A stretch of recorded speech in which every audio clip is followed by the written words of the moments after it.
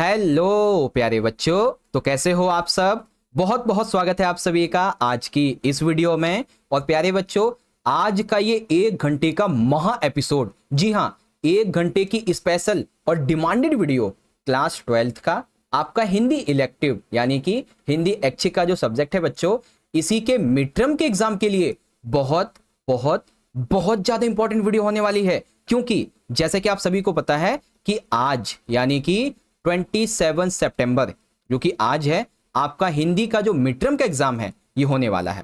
ठीक है, और इसकी तैयारी के लिए बच्चों ऑलरेडी हमने आपको 2 sample question paper completely solve करके समझा दिए थे। लेकिन आप सभी बच्चों की, बहुत सारे बच्चों के कमेंट्स आ रहे थे, इंस्टाग्राम पे मैसेजेस भी आए कि सर जी कल के पेपर के लिए आप सुबह हमें एक क्वेश्चन पेपर की वीडियो प्रोवाइड करवा देना, जिसके अंदर आप हर एक क्वेश्चन को टिप्स एंड ट्रिक्स के साथ में समझाना।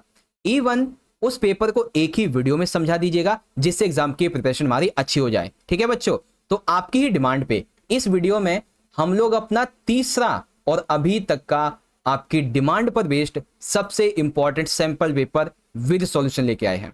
बच्चों ये वाला जो पेपर है ना, ये एक ऐसा पेपर है जिसके हर एक क्वेश्चन को हमने इस तरीके से डिजाइन किया है कि सबसे पहली बात, जो क्वेश्चन आपको मैं समझाऊंगा मोस्ट इंपॉर्टेंट है, सिलेक्टेड क्वेश्चंस हैं और रिपीटेड क्वेश्चंस हैं। यहां से आपके आज के मिड टर्म के एग्जाम में बहुत से क्वेश्चन रिपीट होने वाले हैं। देखिएगा, जो आपको हमने अभी तक 2 सैंपल पेपर करवाए हैं और ये तीसरा जो अभी करवाऊंगा, मोस्ट ऑफ द क्वेश्चन आपको यहीं से मिलने वाले हैं, खंड का को छोड़कर।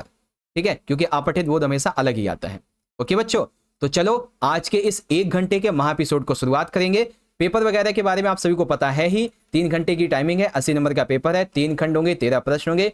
खंड का में 2 क्वेश्चन होंगे अपठित बोध के, खंड का में अव्यक्ति माध्यम के आपके 4 प्रश्न होंगे और खंड का में अंतराल भाग दो इससे 7 प्रश्न होंगे। अब देखो, इस पेपर का एक छोटा पार्ट ये है कि खंड का जो है इसे हम यहाँ पे प्रिपरेशन नहीं करने वाले हैं, क्योंकि इसमें टाइम आपका ज्यादा जाएगा। इसीलिए हम सीधा खंड नंबर खा और खंड नंबर गा की शुरुआत करेंगे। ठीक है, खा समझेंगे और गा समझेंगे बहुत अच्छे तरीके से, और जो क्वेश्चन समझाऊंगा बिल्कुल एंड तक इसको देखना। 1 घंटे की वीडियो है, बिल्कुल एंड तक देखना अगर तैयारी अच्छी करनी है आपको। ठीक है, और एक बार फिर से आप सभी प्यारे प्यारे बच्चों को आपके हिंदी के मिड टर्म के एग्जाम के लिए wish you all the very best. अच्छे से एग्जाम कीजिएगा बच्चों, बहुत अच्छी हमने तैयारी कर ली है और आपकी प्रिपरेशन के लिए आपकी डिमांड पे तीसरा सैंपल पेपर भी हम ले आए हैं। ठीक है, वीडियो अच्छी लगती है आप सभी को तो लाइक जरूर करिएगा। आपका एक एक लाइक हमें बहुत मोटिवेट करता है ऐसे ही आपके लिए मेहनत करते रहने के लिए। ठीक है, शेयर करना अपने सभी दोस्तों में। कमेंट बॉक्स में वीडियो को देखने के बाद या फिर अभी आप मुझे अपना फीडबैक बता सकते हो। इंस्टाग्राम पे आप चाहो तो फॉलो कर लेना, और ये हमारा टेलीग्राम का चैनल है, इसको ज्वाइन कर लेना, ग्रुप है। ठीक है, तो चलो बच्चों शुरुआत करते हैं आज के अपने सबसे इंपॉर्टेंट सेशन की। तो चलिए शुरुआत करेंगे। ओके, एक बार आप देख लो यहाँ पे, तो इस पेपर का जो हमारा खंड नंबर का है अपठित बोध, वो यहां से शुरू हो गया है। अब इसमें पहला जो हमारा क्वेश्चन है ये गद्यांश से संबंधित रहेगा, 10 नंबर का, जो कि गद्यांश आपका 250 से 300 शब्दों का रहेगा। इससे संबंधित सबसे पहले जो है वो आपसे 3 एमसीक्यू क्वेश्चंस पूछे जाएंगे। यहाँ पे देख सकते हैं, ये आपके 3 एमसीक्यूज हैं। ठीक है, उसके बाद जो क्वेश्चन 4th होगा ये आपका 1 मार्क्स का रहेगा। क्वेश्चन 5th, 6th एंड आपका जो 7th है, ये तीनों क्वेश्चन आपके 2 मार्क्स के रहेंगे, यानी कि टोटल 10 नंबर का। ठीक है, फिर यहाँ पे आपका आता है क्वेश्चन नंबर 2 जो कि कविता के अंश पर आधारित है, और ये है आपका 8 नंबर का। ठीक है, अब इसमें कैसे क्वेश्चन है, तो इसमें भी सेम वही है, 3 आपके एमसीक्यूज होंगे। ठीक है, और जो आपका चौथा क्वेश्चन है ये रहेगा आपका 1 मार्क्स का। बाकी 5th एंड 6th ये दोनों ही क्वेश्चन जो है ये आपके 2-2 नंबर के रहने वाले हैं, यानी कि 4 नंबर। तो टोटल कितने हो गए, 8 हो गए। तो इसकी प्रैक्टिस तो वैसे तो आपको मैं ऑलरेडी करवा चुका हूं। इस वीडियो में हम केवल वही क्वेश्चन डिस्कस करेंगे जो आपके पेपर में आ सकते हैं, यानी कि खंड नंबर खा से। ठीक है, तो इस पेपर का खंड नंबर खा अभिव्यक्ति और माध्यम की आपकी जो पुस्तक है इसके आधार पर यह शुरू हो चुका है, जो कि टोटल आपका 22 मार्क्स का आने वाला है। ठीक है, अब ये जो हमारा तीसरा पेपर है ना, इसके अलावा पहला और दूसरा जो सैंपल पेपर है उसके भी क्वेश्चन आपको मैं दिखाऊंगा इसी वीडियो में, ताकि आप उनका रिवीजन कर पाओ। ठीक है, चलो क्वेश्चन नंबर 3 देखिए क्या कहता है कि निम्नलिखित प्रश्नों के उत्तर दीजिए। इसमें पहला क्वेश्चन 1 नंबर का है, दूसरा 2 नंबर का और तीसरा 2 नंबर का, यानी कि 5 नंबर का ये होगा। अब पहला क्वेश्चन हमसे कहता है बच्चों कि वेबसाइट पर विशुद्ध पत्रकारिता करने का श्रेय किसे जाता है। तो वेबसाइट पे विशुद्ध पत्रकारिता करने का श्रेय किसको जाता है बच्चों, तहलका.com को। किसे जाता है? तहलका.com को। ठीक है। सेकंड क्वेश्चन, इंटरनेट पत्रकारिता किसे कहते हैं तथा भारत एवं विश्व में इसका कौन सा दौर चल रहा है? तो बच्चों, इंटरनेट पत्रकारिता क्या होती है? दरअसल इंटरनेट पर जब समाचार पत्र का प्रकाशन किया जाए या फिर खबरों को आदान प्रदान किया जाए इंटरनेट के माध्यम से, इसी को इंटरनेट पत्रकारिता कहते हैं। जैसे समाचार पत्र होते हैं, ठीक है, तो उसमें लिख के प्रकाशन के माध्यम से खबरों का आदान प्रदान होता है, लेकिन जब यही खबरों का आदान प्रदान प्रकाशन इंटरनेट पे होता है तो इसको इंटरनेट पत्रकारिता कहते हैं। इंटरनेट पर यदि हम किसी भी रूप में समाचार, लेख, चर्चा परिचर्चा, बहस, फीचर, झलकियां, इसके माध्यम से अपने समय की धड़कनों के अनुभव दर्ज कराने का कार्य करते हैं तो वही इंटरनेट पत्रकारिता है। इंटरनेट पत्रकारिता का दूसरा नाम वेब पत्रकारिता है। तो बच्चों याद रखना, एक नंबर पे क्वेश्चन आ सकता है, इंटरनेट पत्रकारिता का दूसरा नाम क्या है? वेब पत्रकारिता। अब देखो, इस समय विश्व स्तर पे इंटरनेट पत्रकारिता का कौन सा दौर चल रहा है बच्चों? तीसरा। जबकि भारत में अभी दूसरा दौर चल रहा है, जो कि कब शुरू हुआ है बच्चों? 2003 में। पहला दौर भारत में 1993 में प्रारंभ हुआ था। कंफ्यूजिंग होगी, ध्यान से सुन लो। अगर वर्ल्ड लेवल की बात करी जाए तो वर्ल्ड में इंटरनेट पत्रकारिता का तीसरा दौर है। ठीक है, भारत में चल तो रहा है दूसरा दौर, और ये 2003 से शुरू हुआ था। पहला दौर कब चला था? तो ये 1993 से। ठीक है, 1993 से 2003 तक पहला, और 2003 से वर्तमान तक ये दूसरा दौर है इंटरनेट पत्रकारिता का। ठीक है, अगला क्वेश्चन है 2 नंबर का बच्चों, कि संपादक के नाम पत्र और स्तंभ लेख, इनमें डिफरेंशिएट आपको करना है, अंतर बताना है। तो आओ बच्चों अंतर बताते हैं। सबसे पहले बात करेंगे संपादक के नाम पत्र के। अब इस संपादक के नाम पत्र क्या होते हैं? दरअसल ये एक ऐसा स्तंभ है जो कि जनमत को प्रतिबिंबित करता है, यानी कि लोगों को प्रतिबिंबित करता है, जनता के मत को। ठीक है, यह अखबार का एक स्थायी स्तंभ है जिसके जरिए पाठक विभिन्न मुद्दों पर न सिर्फ अपनी राय प्रकट करता है अपितु जन समस्याओं को भी उठाता है। यानी कि संपादक के नाम पत्र क्या होते हैं? ये ऐसे स्तंभ हैं जो कि जनमत को प्रतिबिंबित करते हैं, अर्थात ये एक ऐसे स्तंभ होते हैं जिसमें समाचार पत्र को पढ़ने वाला जो पाठक है वो विभिन्न मुद्दों पर अपनी राय प्रकट करता है और समस्याओं को उठाता है। स्तंभ लेखन क्या होता है? कुछ लेखक अपने वैचारिक रुझान, लेखन शैली के लिए पहचाने जाते हैं। कुछ लेखक होते हैं ना जो अपने विचारों के लिए, अपनी लेखन शैली के लिए खास तरीके से जाने जाते हैं।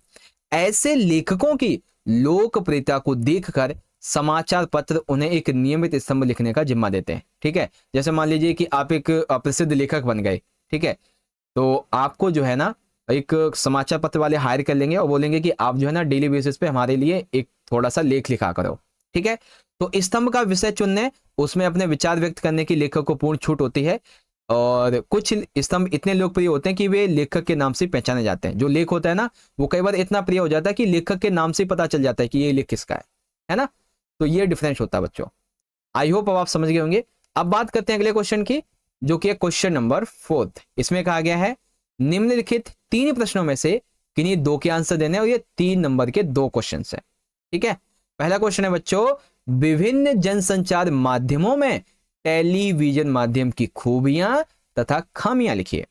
तो टेलीविजन माध्यम की खूबियां तथा खामियां क्या है बच्चों? आओ ध्यान से समझते हैं। देखो, पहले टेलीविजन माध्यम की खूबियां यानी कि विशेषताएं, तो विश्व की घटनाओं को घर बैठे सीधे हम लाइव देख सकते हैं। जैसे कि कहीं पे वॉर चल रहा है, कोई मैच चल रहा है, व्हाटएवर, हम किसी भी चीज को घर बैठे आसानी से देख सकते हैं, किसी भी घटना को। टेलीविजन के माध्यम से हम मनोरंजन अपना करते हैं, विभिन्न प्रकार के कार्यक्रम, मूवीज वगैरह से गाने सुनकर, और विभिन्न प्रकार के जो कार्यक्रम आते हैं उनको, उनसे हम ज्ञानवर्धन भी कर पाते हैं। टीवी में देखने और सुनने का आनंद एक साथ लिया जा सकता है। इसके माध्यम से जो पढ़े लिखे हैं और जो बिना पढ़े लिखे हैं, दोनों लोग इस कार्यक्रम को देख और सुन सकते हैं। टीवी में शब्दों व ध्वनियों की अपेक्षा जो दृश्य यानी कि जो तस्वीरें हैं, इसको ज्यादा इंपॉर्टेंस दी जाती है। अब हर सिक्के के 2 पहलू होते हैं, तो वैसे ही टेलीविजन माध्यम की कुछ खामियां हैं। खामियां कैसी? इसमें एक समय सीमा होती है। जैसे कोई खबर आ रही है तो उसकी एक समय सीमा है, उसकी डेडलाइन है। मूवी आ रही है तो उसकी भी एक डेडलाइन है। ठीक है, ये एक रेखीय माध्यम है। टीवी कार्यक्रमों में दर्शकों को बांधे रखना कठिन कार्य है। एक मूवी आप देखने जाते हो 2.5 घंटे की, 3 घंटे की, तो उससे ज्यादा अगर आपको दूसरी मूवी देखने के लिए बोला जाए तो आप नहीं देख पाओगे, क्योंकि आपका मन हट जाएगा। ठीक है, इसमें दृश्य, श्रव्य, विजुअल व शब्द वाइड्स इसमें संतुलन बनाना बहुत बहुत कठिन है। यानी कि आप जो बोल रहे हो, जो लिख रहे हो, जो दिखाया जा रहा है, उसमें संतुलन बनाना बहुत मुश्किल होता है। कार्यक्रम का सीधा प्रसारण कभी कभी सामाजिक उत्तेजना को जन्म दे सकता है। जैसे कहीं पे कुछ हिंसा वगैरह चल रही है, कोई आंदोलन चल रहा है, आप उसको प्रसारण लाइव दिखा रहे हो, तो उससे संबंधित जो हो गई ना, लोग निगेटिव और पॉजिटिव पक्ष के दोनों ही उससे उत्तेजित हो जाएंगे।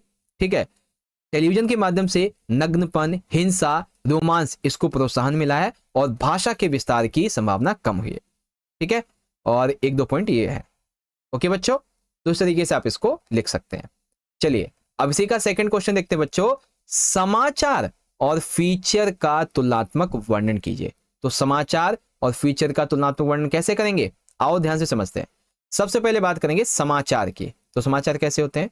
समाचार का कार्य क्या होता है? इसका कार्य होता है पाठकों को घटित जो घटना है इसकी सूचना देना। समाचार का उद्देश्य पाठकों को ताजी घटना से अवगत कराना होता है। समाचारों की एक शब्द सीमा होती है, इसमें लेखक के विचारों या कल्पना के लिए कोई स्थान नहीं होता, और इसमें फोटो हो या ना हो कोई जरूरी नहीं है। समाचार ही तो है, बिना फोटो के भी चल जाता है। ठीक है, तो सूचना देना, ताजी घटना से अवगत कराना, शब्द सीमा होना, लेखक के विचार या कल्पना की कोई स्थान नहीं होना, और फोटो का होना या ना होना कोई जरूरी नहीं है। लेकिन जब हम बात करते हैं बच्चों फीचर की, तो फीचर क्या है? फीचर एक सुव्यवस्थित, सृजनात्मक और आत्मनिष्ठ लेखन है। यानी कि एक ऐसा लेखन जो कि व्यवस्थित तरीके से लिखा गया है, रचनात्मकता है, जिसमें आप अपने विचार भी लिखते हैं, ऐसा लेखन है। इसका उद्देश्य क्या होता है? इसका उद्देश्य पाठकों को सूचना देना तो होता ही है, साथ ही उन्हें शिक्षित करना, उनका मनोरंजन करना भी होता है। फीचर की कोई शब्द सीमा नहीं होती। एक अच्छा फीचर 200 से लेकर 2000 शब्दों तक का भी हो सकता है। इसमें लेखक की कल्पना और इसके विचारों को भी स्थान मिलता है। लेखक अपनी बातों को लिख सकता है, क्योंकि एक आत्मनिष्ठ लेखन है, अपने हाव भाव विचारों को लिख सकता है। अच्छे फीचर के साथ में एक फोटो या फिर किसी ग्राफिक्स का होना बहुत ज्यादा जरूरी होता है। ठीक है, इस प्रकार से आप इसको यहाँ पे समझ सकते हो। ओके, चलिए, तो ये हो गया आपका यहाँ पे। अगला क्वेश्चन देख लेते हैं बच्चों कि विशेष रिपोर्ट किसे कहते हैं तथा इसके प्रकारों का वर्णन कीजिए। तो विशेष रिपोर्ट क्या होती है बच्चों, आओ ध्यान से समझते हैं। देखो, विशेष रिपोर्ट समाचार पत्र और पत्रिकाओं में जब बहुत ही गहरी छानबीन करके, बहुत ही विश्लेषण के द्वारा, व्याख्या के आधार पर जो रिपोर्ट प्रस्तुत की जाती है उसे विशेष रिपोर्ट कहते हैं। अब ये विशेष रिपोर्ट कई प्रकार की होती है। पहली तो है आपकी खोजी रिपोर्ट, फिर है इन डेप्थ रिपोर्ट, फिर है विश्लेषणात्मक रिपोर्ट, और फिर है विवरणात्मक रिपोर्ट। पहले खोजी रिपोर्ट की बात करते हैं, जिस रिपोर्ट में पत्रकार उन सूचनाओं को, उन तथ्यों को छानबीन करके जनता के सामने लाता है जो कि पहले ना लाए गए हों, इसको बोलते हैं खोजी रिपोर्ट। यानी कि अभी तक जो तथ्य सूचना जनता के सामने नहीं आई, उनको सामने लाना खोजी रिपोर्ट है। सेकंड, इन डेप्थ रिपोर्ट, तो सार्वजनिक रूप से पत्रकार को जो भी तथ्य, सूचना या फिर आंकड़े मिले हैं, इन सभी की गहराई से छानबीन करके महत्वपूर्ण पहलू को जनता के सामने लाने वाली रिपोर्ट इन डेप्थ होती है। इन डेप्थ का मतलब बिल्कुल अंदर तक। फिर आता है विश्लेषणात्मक रिपोर्ट। इसमें क्या होती है? इस रिपोर्ट में किसी भी घटना या समस्या से जुड़े तथ्यों को विस्तार से विश्लेषण और व्याख्या की जाती है। और आखिरी है विवरणात्मक, जिस रिपोर्ट में समस्या का विस्तृत वर्णन और बारीक से बारीक तथ्यों को उद्घाटित किया जाए उसे विवरणात्मक रिपोर्ट कहते हैं। ठीक है, तो इस प्रकार से आप इसको समझ सकते हो बच्चों। तो ये हो गया आपका यहाँ पे कंप्लीट। हाँ, क्वेश्चन नंबर 4 जो था बच्चों आपका, ये यहाँ पे कंप्लीट हो गया। ठीक है, चलो अब यहाँ पे हमारा जो अगला क्वेश्चन है ये कहता है कि निम्नलिखित 3 विषयों में से किसी एक विषय पर आपको रचनात्मक लेख लिखना है 100 शब्दों में, और ये है आपका 5 नंबर का। पहला है बच्चों, तेज जीवन शैली में परिवार का महत्व, आत्मविश्वास में जीवन में सफलता प्राप्त करना। ठीक है, आत्मविश्वास से जीवन में सफलता प्राप्त करना, दैनिक जीवन में आत्म देखभाल का महत्व। तो एक एक करके मैं आपको 2 बताने वाला हूं। पहला है बच्चों, तेज जीवन शैली में परिवार का महत्व। दरअसल आज की तेज रफ्तार जीवन शैली में परिवार का महत्व और भी बढ़ जाता है। व्यस्त जीवन में अक्सर हम अपने काम में इतने उलझ जाते हैं कि अपने परिवार को समय ही नहीं दे पाते। आजकल की इस भागदौड़ बड़ी जिंदगी में व्यक्ति, जो माता पिता हैं, वो अपने बच्चों को टाइम नहीं दे पाते। लेकिन परिवार ही वह आधार है जो हमें भावनात्मक और मानसिक संतुलन प्रदान करता है।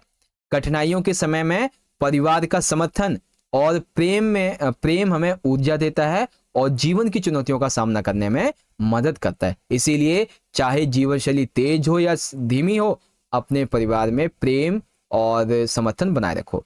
परिवार के साथ बिताया गया समय सुकून और खुशी की भावना लाता है, जो कि हमारी समग्र भलाई, समग्र विकास के लिए जरूरी है। ठीक है, अब इसी का दूसरा टॉपिक है बच्चों कि आत्मविश्वास से जीवन में सफलता प्राप्त करना। कैसे? आत्मविश्वास जीवन की सफलता की कुंजी है। अगर आप बात करो सफलता के बारे में, तो आत्मविश्वास के बिना सफलता मिल ही नहीं सकती है। जब हमें अपने ऊपर विश्वास होता है तो हम किसी भी चुनौती का सामना करने के लिए तैयार रहते हैं। आत्मविश्वास हमें निर्णय लेने की क्षमता और कठिन समय में धैर्य बनाए रखने में मदद करता है। जो लोग आत्मविश्वास से भरे होते हैं वे जोखिम उठाने से नहीं डरते और असफलताओं से सीखते हुए आगे बढ़ते हैं।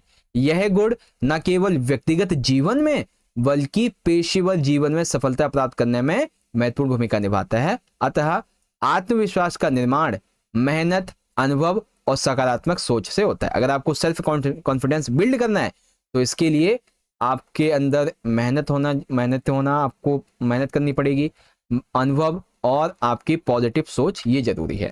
ठीक है, नेगेटिव नहीं सोचना है। ओके, तो इस तरीके से आपका ये वाला जो पॉइंट था वो यहाँ पे कंप्लीट हो गया। ठीक है, चलो, तो रचनात्मक लेख कैसे लिखना है ये आपको बता दिया मैंने। अब यहाँ पे बात करेंगे क्वेश्चन नंबर 6 की। ठीक है, अब क्वेश्चन 6 में देखिए क्या कहा गया कि 3 नंबर के 3 प्रश्न है जिसमें से आपको 2 के आंसर करने हैं और ये आपके नाटक और कविता से रहेंगे। ठीक है, तो पहला क्वेश्चन ये है बच्चों कि जो कविता है ये कोने में घात लगाए बैठी है। जैसे एक कमरा होता है ना, आप वहां बीच में बैठे हो, तो कविता कोने में घात लगा के बैठी है कि यह हमारे जीवन में किसी भी क्षण वसंत की तरह आ सकते हैं। हमें पता नहीं चलता वसंत का, ठंडी का मौसम कब आ जाता है। तो वैसे ही कविता कोने में घात लगाए बैठी है, आपके जीवन में कभी भी आ सकती है। इस कथन की सार्थकता सिद्ध कीजिए। बच्चों ये क्वेश्चन बोर्ड 2023 के एग्जाम में ऑलरेडी आ चुका है। ठीक है, और मैंने वहीं से इस क्वेश्चन को उठाया है, तो बहुत इंपॉर्टेंट है। देखो क्या कहा गया है, इसका आंसर थोड़ा सा बड़ा है इसलिए ध्यान से समझना। देखो, कविता कोने में घात लगाए बैठी है, ये हमारे जीवन में किसी भी क्षण वसंत की तरह आ सकती है। अर्थात यहाँ पे लेखक या फिर कवि ये कहना चाहते हैं कि कविताओं में जितनी भी जटिलताएं हो, जितनी भी कठिन हो, इन सभी के बावजूद कविता हमारी संवेदना के निकट होती है। संवेदना यानी कि हमारे दिल के निकट होती है।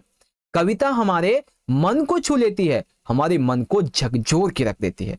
कविता के मूल में संवेदना है राग तत्व, यानी कविता की मूल संवेदना क्या है, इसमें राग तत्व होता है। ठीक है, कविता मन को छू लेने वाली, जैसे भारत के विभाजन के ऊपर कविता हो गई, झांसी की रानी की ऊपर कविता हो गई, तो ये सभी क्या होती हैं, ये हमारे मन को छू लेती है और हमें कभी कभी अंदर तक झकझोर के रख देती है। ठीक है, कविता संवेदना संपूर्ण सृष्टि से जुड़ने और उसे अपना बना लेने का बोध है। कविता क्या है बच्चों, कविता जो है ये संपूर्ण सृष्टि से जुड़ने और उसे अपना बना लेने का बोध है। ये वही संवेदना है जिसे रत्नाकर डाकू को वाल्मीकि बना दिया। कविता एक ऐसी संवेदना है जिसने रत्नाकर जैसे डाकू को भी एक वाल्मीकि बना दिया था।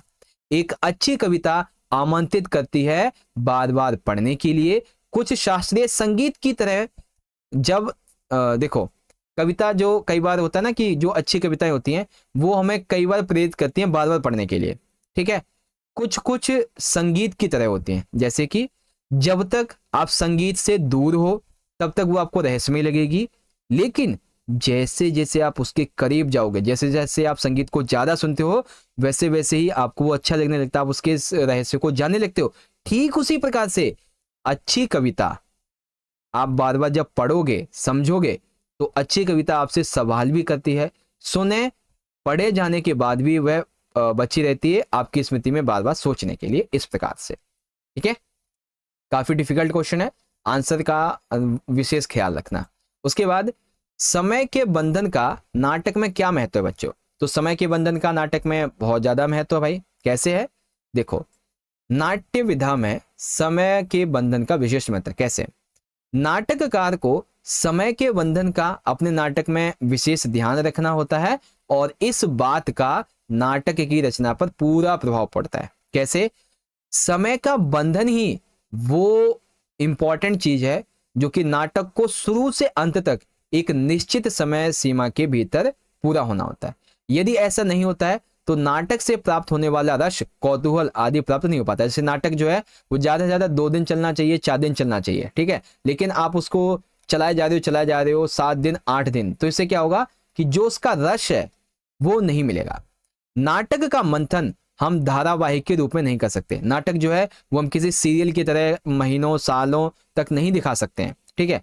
नाटककार चाहे तो वह अपनी किसी भूतकालीन रचना को ले या किसी अन्य लेखक की रचना को, चाहे वो भविष्य काल की ही क्यों ना हो, ठीक है, यानी कि रचना चाहे भूतकाल की हो चाहे भविष्य काल की हो, लेकिन उसका जो मंचन है वो वर्तमान काल में ही होगा। इसीलिए नाटक के मंचीय निर्देश हमेशा वर्तमान काल में लिखे जाते हैं, क्योंकि नाटक का कभी भी मंचन हो वो वर्तमान काल में घटित होता है या नाटक खेला जाता है वर्तमान में, ठीक है। इस प्रकार से आपको इसका आंसर लिखना था। अब एक आखिरी क्वेश्चन है आपका यहाँ पे कि नाटक में स्वीकार और अस्वीकार की अवधारणा से क्या मतलब है। इसको समझना बहुत ही आसान है। नाटक में स्वीकार और अस्वीकार की अवधारणा देखो तो बच्चों, नाटक में स्वीकार और अस्वीकार की भावना का अधिक महत्व होता है। कैसे? नाटक में स्वीकार तत्व के आने से यह अधिक सशक्त होता है, यानी कि नाटक में जो चीजें जरूरी हैं अगर वो आ जाती हैं तो नाटक बहुत ही पावरफुल बन जाता है। नाटक में जब 2 चरित्र आपस में मिलते हैं, यानी कि 2 चरित्र, जैसे मान लीजिए कि एक चरित्र राम जी का, एक चरित्र रावण का, ठीक है, तो जब ये 2 चरित्र आपस में मिलते हैं तो विचारों के आदान प्रदान से टकराहट पैदा स्वाभाविक है। नाटक रंगमंच में हमेशा यथा स्थिति अस्वीकार रही है, अर्थात वर्तमान स्थिति के प्रति असंतुष्टि, छटपटाहट, प्रतिरोध, अस्वीकार आदि जैसे नकारात्मक तत्वों का समावेश के कारण ही नाटक सशक्त बनता है। यानी कि नाटक जो है ना वो रंगमंच की ऐसी विधा है जिसमें प्रतिरोध, अस्वीकार, छटपटाहट, असंतुष्टि, इससे नाटक और अच्छा बनता है। इसी वजह से हमारे नाटककारों को राम की अपेक्षा रावण और प्रहलाद की अपेक्षा हिरण्याक्ष का चरित्र अधिक आकर्षित करता है। जब कभी किसी विचार, व्यवस्था या तात्कालिक समस्या को नाटक में सहज स्वीकार किया गया, वह अधिक सशक्त और लोगों को आकर्षण का केंद्र नहीं बनी, ठीक है। तो ये था बच्चों आपका नाटक में स्वीकार और अस्वीकार का महत्व। ओके बच्चों, तो अभी तक हमने मात्र 22 से 23 मिनट में हमने खंड खा पूरा समझ लिया। अब इससे पहले मैं आपको खंड नंबर गा पढ़ाना शुरू करूं, आप पिछली वीडियोस के कुछ क्वेश्चंस को याद कर लो, ठीक है। कौन कौन से? जो पहला क्वेश्चन है, टीवी खबरों में प्रमुख चरण क्या क्या होते हैं। तो टीवी खबरों का प्रमुख चरण पहला होता है फ्लैश, यानी कि ब्रेकिंग न्यूज, फिर ड्राई एंकर, फिर phone in, anchor visual, anchor byte, live और फिर एंकर पैकेज। अगला क्वेश्चन, संपादकीय क्या है और साक्षात्कार में अंतर बताओ। तो संपादकीय क्या होता है बच्चों? संपादकीय जो है, एक सेकेंड, संपादकीय क्या है बच्चों? संपादकीय को अखबार की आवाज माना जाता है, क्योंकि ये जो संपादकीय होते हैं ये किसी एक व्यक्ति के विचार नहीं होते हैं। संपादकीय जो लेख हैं ये संपादक और उसके सहयोगियों के विचार होते हैं, ठीक है, इसीलिए इसके नीचे किसी का भी नाम वगैरह नहीं होता है। साक्षात्कार का क्या मतलब हो गया? तो इसका एक स्पष्ट मकसद और एक ढांचा होता है। मकसद, हम क्या बात करने वाले हैं, ढांचा किस प्रकार से हम बात करेंगे और क्या क्या पूछने वाले हैं। एक अच्छे इंटरव्यू के लिए ना केवल आपका संवेदनशील होना जरूरी है, बल्कि आपको ज्ञान, संवेदनशील, कूटनीति, धैर्य और साहस जैसे गुण चाहिए, ठीक है। तो ये वाला आपको क्वेश्चन यहाँ पे कंप्लीट हो गया। अगले देखते हैं हमारे 3 नंबर के क्वेश्चन, जैसे कि हाँ, रेडियो माध्यम की खूबियां और खामियां, और उसके बाद फीचर किसे कहते हैं, अच्छे फीचर की किन्हीं 2 विशेषताओं का उल्लेख कीजिए। तो एक एक करके आपको मैं सारी चीज समझा देता हूं। देखो, रेडियो माध्यम की क्या क्या खूबियां होती हैं तो उसके बारे में आप यहां से पढ़ लीजिए, सारे पॉइंट यहाँ पे लिखे हुए हैं। फिर रेडियो माध्यम की क्या क्या खामियां होती हैं उसके बारे में यहां से पढ़ सकते हैं, ठीक है। फिर यहाँ पे बच्चों फीचर की अगर जहां तक बात रही तो फीचर कैसे हैं? फीचर एक सुव्यवस्थित, सृजनात्मक और आत्मनिष्ठ लेखन है, यानी कि व्यवस्थित तरीके से लिखा गया, रचनात्मकता से, और जो लेखक है उसके विचारों को भी इसमें जगह मिलती है, उसको बोलते हैं फीचर। फीचर का उद्देश्य हमें सूचना देना, शिक्षित करना, मुख्य रूप से मनोरंजन करना होता है। ठीक है, अब फीचर की कई विशेषताएं हैं। फीचर की जो लेखन शैली है ये कथा शैली की तरह होती है, उल्टा पिरामिड शैली की तरह नहीं होती है।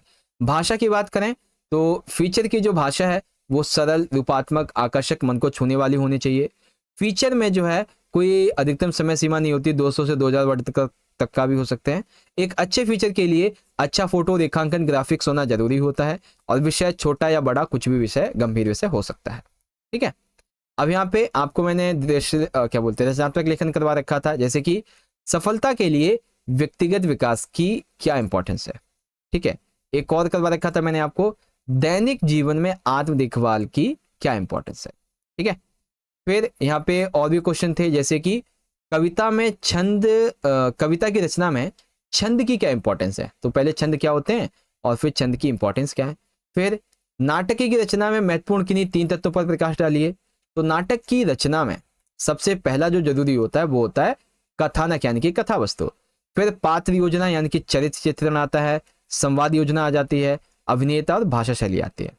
उसके बाद था फिर हमारा क्वेश्चन, कविता लेखन के आवश्यक प्रमुख घटक क्या होते हैं। तो भाषा का सम्यक ज्ञान, शब्द विन्यास, छंद विषयक बुनियादी जानकारी, भाषा में विचार की अनुभूति, इस प्रकार से आपको लिखना था। ठीक है, चलो ओके, तो अब हम ज्यादा टाइम वेस्ट नहीं करेंगे क्योंकि एग्जाम आपका कुछ ही देर में होने वाला है। ठीक है, तो देखो खंड नंबर गा पाठ्य पुस्तकों अंतरा और अंतराल के आधार पर ये रहेगा। ठीक है, और ये आएगा बच्चों आपका 40 मार्क्स का। तो आओ एक एक करके समझते हैं। तो देखो क्वेश्चन नंबर 7 क्या कहता है कि निम्नलिखित पठित काव्यांश को ध्यानपूर्वक पढ़िए, दिए गए प्रश्नों के लिए सर्वाधिक उपयुक्त विकल्प चुनकर लिखिए। और ये 5 नंबर के आपके कितने क्वेश्चन होंगे, 5 MCQ। ओके, अगर आप यहाँ पे इसको पढ़ें तो क्या कहा गया है, चलिए इसको मैं पढ़ के बताता हूं। देखो, मुझ भाग्यहीन सी तू संभल, युग वर्ष बाद जब हुई विकल, यानी कि मुझ भाग्यहीन जैसे का तू ही तो सहारा थी, आज तू भी इस दुनिया को छोड़ के चली गई। दुख ही जीवन की कथा रही, क्या कहूं आज जो नहीं कहे, यानी कि मैंने जीवन भर दुख ही भोगा है, मैं क्या कहूं, सब कुछ तो मैं कह चुका हूं, मैं थक चुका हूं अब। यानी कि वो अपनी पत्नी की मृत्यु और असामयिक अपने बेटे की मृत्यु, इससे बहुत ज्यादा दुखी हो गया है। हो इसी कर्म पर वज्रपाल, यदि धर्म रहे नत सदा मात, इस पथ पर मेरे कार्य सकल, हो भ्रष्ट सीध के सदतल, कन्ने गत कर्मों का अर्पण कर करता मैं तेरा तर्पण। तो सरोज स्मृति कविता है, लेखक है निराला जी। पहला क्वेश्चन है बच्चों, सरोज स्मृति कविता के लेखक ने कब लिखी, यानी कि निराला जी ने सरोज स्मृति ये जो कविता है ये कब लिखी थी। जो भी बच्चे इस वीडियो को अभी लाइव देख रहे हो, ठीक है, आप चैट में आंसर करो, बाकी आप अपने मन ही मन में आंसर करो जो बाद में देख रहे हैं। ठीक है, तो सरोज स्मृति कविता लेखक ने कब लिखी थी बच्चों, जब उसकी पुत्री सरोज की असामयिक मृत्यु हो जाती है, इसके बाद। ठीक है, सरोज का लालन पालन पोषण कहां पे हुआ था बच्चों, तो आपने एक लाइन सुनी होगी, वह लता वहीं की जहां कली तू खिली। तो लता का मतलब है जो सरोज की माता है वो, और कली का मतलब है स्वयं सरोज। ठीक है, मतलब कि लालन पालन पोषण कहां पे हुआ था, ननिहाल में हुआ था। वह लता वहीं की जहां कली तू खिली। उसके बाद मुझ भाग्यहीन सी तू संबल, तो संबल शब्द के लिए उचित विकल्प का उपयोग करो। तो संबल का मतलब क्या हो गया बच्चों, सहारा। ठीक है, सहारा। सरोज की शादी अनोखी क्यों थी, तो ये 2 नंबर का क्वेश्चन बन जाएगा कि सरोज का विवाह अन्य विवाह से कैसे अलग था बच्चों, क्योंकि इसमें सादगी थी, माता नहीं थी, साथ ही अन्य लोगों की भीड़ भाड़ नहीं थी, ढोल ताशे बारात ये कुछ ज्यादा शोर शराबा वगैरह नहीं था, बिल्कुल सादगी से विवाह हुआ था। ओके, 5वां क्वेश्चन, कवि के जीवन में दुख ही दुख क्यों है, क्योंकि उसकी पत्नी की मृत्यु हो गई है, उसकी पुत्री की मृत्यु हो गई है, उसके स्वजनों की मृत्यु हो गई है। दैट मीन्स ऑप्शन नंबर जो घ वाला है ये वाला राइट होएगा। पत्नी, पुत्री और स्वजन, इनकी मृत्यु होना ही उसके दुख का सबसे बड़ा कारण है, और आज वो अकेला पड़ गया है। ओके, तो इस तरीके से हमारा क्वेश्चन नंबर जो 7 था बच्चों, पठित काव्यांश पर आधारित 5 MCQ, वो हमारा पूरा हो गया। ठीक है, अब कविताओं से संबंधित ही हमारा अगला क्वेश्चन रहने वाला है क्वेश्चन नंबर 8। ठीक है, तो 8वां क्वेश्चन क्या कहता है कि काव्य खंड पर आधारित निम्नलिखित 3 प्रश्नों में से किन्हीं 2 के उत्तर लगभग 40 शब्दों में लिखिए, और ये 2 नंबर के 2 क्वेश्चन आपको करने हैं।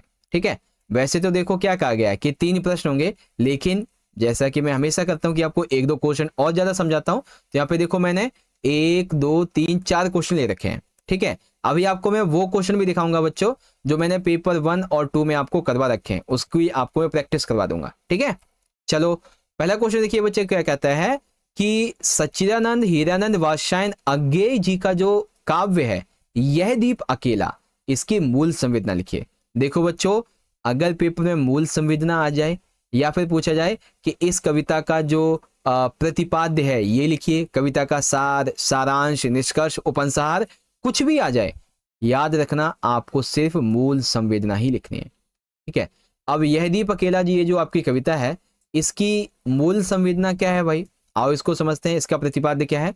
दरअसल यह दीप अकेला एक प्रतीकात्मक कविता है। कैसी कविता? प्रतीकात्मक कविता, तथा एक प्रकार से उनका आत्मकथ्य है। दरअसल इस कविता में जो दीपक है वो एक सर्वगुण संपन्न व्यक्ति के रूप में वर्णित किया गया है, लेकिन फिर भी अकेला है। ठीक है, यहां दीप व्यक्ति का प्रतीक है और जो पंक्ति है वो समाज का प्रतीक है। ठीक है, एक सर्वगुण संपन्न व्यक्ति बहुत कुछ होते हुए भी जब तक उसका समाज में विलय नहीं हो जाता है और समाज उसको एक्सेप्ट नहीं करता तब तक उसका भला नहीं होगा। जब दोनों ही एक दूसरे को एक्सेप्ट कर लेंगे तब उसका भला हो सकता है। जैसे एग्जांपल के जरिए समझाऊं, ये एक कमरा है। ठीक है, इस कमरे में एक दीपक यहाँ पे रखा है, एक दीपक यहाँ पे, एक दीपक यहाँ पे, एक यहाँ पे, एक यहाँ पे, एक यहाँ, एक यहाँ, एक यहाँ, एक यहाँ, और एक अकेला दीपक यहाँ पे रखा हुआ है। ठीक है, तो अभी रोशनी जो है वो इतने एरिया में ही है केवल, है ना। लेकिन अगर इस दीपक को हम यहाँ रख दें या एक दो दीपक जो है ना यहाँ रख दें, तो इससे क्या होगा, पूरे कमरे की रोशनी बढ़ जाएगी, है ना। तो वैसे ही एक सर्वगुण संपन्न व्यक्ति का समाज में विलय होना और समाज के द्वारा एक्सेप्ट करना, यही इसमें बताया गया और यही जीवन की सार्थकता यहाँ पे बताता है। ठीक है, इस तरीके से। चलो अगला क्वेश्चन देखो बच्चों, जयशंकर प्रसाद जी के काव्य कार्नेलिया का गीत, इसकी मूल संवेदना लिखो। तो हर एक कविता की मूल संवेदना आपको मैं बता दूंगा अभी। अब कार्नेलिया के गीत की मूल संवेदना क्या है बच्चों, आओ बच्चों बड़े ही ध्यान से इसके बारे में समझते हैं। ठीक है, तो क्या बताना है, कार्नेलिया के गीत का प्रतिपाद्य या मूल संवेदना। देखो, कार्नेलिया का गीत जयशंकर प्रसाद जी के प्रसिद्ध नाटक चंद्रगुप्त से लिया गया है। दरअसल सिकंदर के सेनापति सेल्यूकस की बेटी कार्नेलिया ये जब सिंधु नदी के तट पर खड़े होकर भारत की गौरव गाथा और उसके अद्भुत प्राकृतिक सौंदर्य को देखती है तो उसे ये अपना देश मानने लगती है। वो कहती है कि भारत वह स्थान है जहां प्रेम और अपनत्व के माधुर्य और लालिमा से ये भरा हुआ है। भारत वह स्थान है जहां अनजान और भूले भटके लोगों को भी आश्रय मिल जाता है। भारत वह स्थान है जहां दूर दूर से आए हुए रंग बिरंगे पंछी भी भारत में अपना घोंसला बना लेते हैं। यहाँ के यानी कि भारत के निवासियों में दूसरे के दुख तकलीफों को देखकर अत्यंत भावुक हो जाते हैं, यानी कि भावनात्मक इसमें इनमें है। विशाल समुद्र की लहरें भी भारत के किनारों से टकराकर शांत होती हैं, अर्थात उन्हें भी यहीं आकर आश्रय मिलता है। ठीक है, तो इस प्रकार से कार्नेलिया के गीत का यह प्रतिपाद्य यहाँ पे रहा बच्चों। ओके, अब समझिए इसके अगले क्वेश्चन के बारे में। तो अगला क्वेश्चन है, गीतावली के संकलित पद राघव एक बार फिर आवो, इसमें निहित करुणा और संदेश को अपने शब्दों में लिखिए। तो बच्चों कल एक वीडियो मैंने अपलोड की थी सैंपल पेपर की, उसमें कहा था मैंने ये क्वेश्चन आएगा पेपर में, और देखो आया भी है और आपको मैं अच्छे से बताता हूं। देखो क्या कहा गया है कि गीतावली के संकलित पद राघव एक बार फिर आवो, इसमें माता कौशल्या के दुख और पुत्र वियोग का वर्णन है। अर्थात प्रभु श्री राम जी जब 14 वर्ष के लिए वनवास चले जाते हैं तो माता कौशल्या जो कहती हैं कि हे राघव एक बार फिर आवो, जिसमें माता कौशल्या के दुख और पुत्र के वियोग का वर्णन है। दरअसल माता कौशल्या राम के वनगमन के पश्चात अति दुखी हैं। वे अपने पुत्र राम को वापस आने का निवेदन करते हैं। माता कौशल्या का यह निवेदन अब अपने लिए नहीं बल्कि राम के घोड़े के लिए। तो माता कौशल्या कहती हैं हे राघव एक बार फिर आवो, क्योंकि राम का घोड़ा उनके जाने से बहुत ज्यादा दुखी है। भरत उनकी देखभाल तो कर रहे हैं, यानी कि भरत उस घोड़े की देखभाल तो कर रहा है, लेकिन फिर भी घोड़ा कमजोर होता जा रहा है। कौशल्या माता घोड़े की विरह विरह जो व्यवस्था है उसको अच्छी तरीके से समझ सकती हैं। दोनों ही राम से बहुत प्रेम करते हैं। अंततः उनका हृदय रो पड़ता है और वे कहती हैं कि हे राम, तुम एक बार लौटाओ, मेरे लिए ना सही अपने प्रिय घोड़े के लिए वापस आ जाओ। ठीक है, तो ये यहाँ पे कहा गया है। अब इसी में एक अगला क्वेश्चन हमारा है बच्चों यहाँ पे कि प्रभु श्री राम जी के वनगमन के पश्चात उनकी वस्तुओं को देखकर माता कौशल्या को कैसा अनुभव हुआ, अपने शब्दों में लिखिए। तो राम जी के वनगमन के पश्चात माता कौशल्या को कैसा लगता है? तो राम जी के वनगमन के पश्चात माता कौशल्या उनकी वस्तुएं देखकर भाव विभोर हो जाते हैं। दरअसल माता कौशल्या का जो राम के प्रति स्नेह है वो आंसुओं के रूप में आंखों से छलक पड़ता है। माता कौशल्या को राजभवन में तथा राम के भवन में सिर्फ राम राम राम राम दिखाई देते हैं। वह कभी उनके बचपन के धनुष बाण को देखती तो कभी राम की नन्ही नन्ही जूतियों को छूती और अपने आंखों से लगाती।